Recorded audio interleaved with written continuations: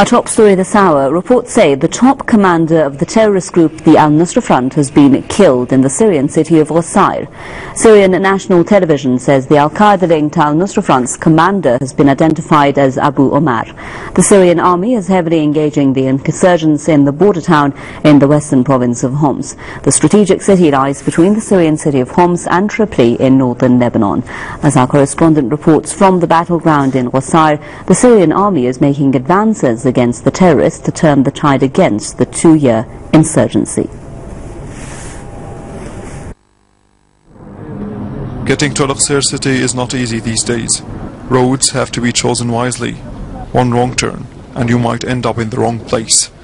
But as we approach what is now considered a vital intersection in Syria's geography and daily fighting, signs of battles that took place before becomes more and more evident. After the scenes of destruction, the sounds of fierce clashes begin, and a side road has to be used to avoid the clashes.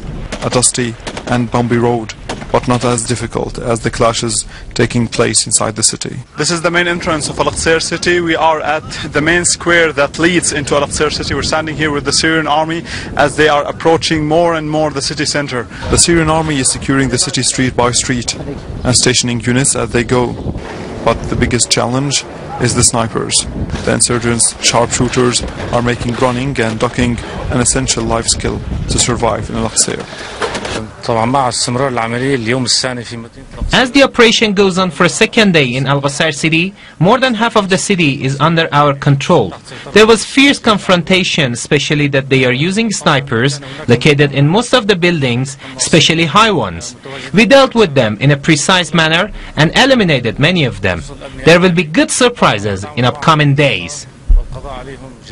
However, the Syrian army has found more innovative ways to avoid the snipers, making ditches and covering them with whatever they could put their hands on. The clashes become more and more intense as we get closer to insurgents. Here, every street you cross needs fire coverage from Syrian troops, and when this fails, the tanks come in. Finally, we are at the schools complex, a group of adjacent school buildings that have become the new front line in the fight over al-Qusayr. This is the schools complex, which was one of the strongest points for the insurgents inside al-Qusayr. As the Syrian army is advancing, it managed to seize this building, and they're advancing more right now. This was Al-Ibrahim reporting for PressTV from inside al-Qusayr city. Well, al-Ibrahim is joining us now live from Qusayr to give us more information, but I've just been told that he's not ready. Again, we are expecting to bring al-Ibrahim, our correspondent, with us, however, on the line from Qusayr to get the latest from him. We'll try to bring him to the program just as soon as we can. Meanwhile, the Syrian military says it's destroyed an Israeli patrol inside its territory in the Golan Heights. It also says the Israeli army fired 2 rockets into Syria in retaliation overnight. No casualties have been reported yet, but the Israeli military has denied that its military vehicle was destroyed. Tel Aviv has recently boosted its military activities in the occupied territory. So far this year, Israel has carried out 3 airstrikes against Syria. Damascus has condemned the attacks as violation of its sovereignty. Israel occupied Syria's Golan Heights in 1967. Well, a Russian political expert told us that Russia will continue supporting Syria against any possible foreign intervention, and that Moscow's recent rocket supply to Syria was a response to the Israeli airstrikes against the country. Russia doesn't leave Syria alone. That response of Russian leadership to Israel's strike on Damascus last weeks was ended with dispatch to Syria a new armament. It was S-300 and some other rockets against aircrafts and missiles.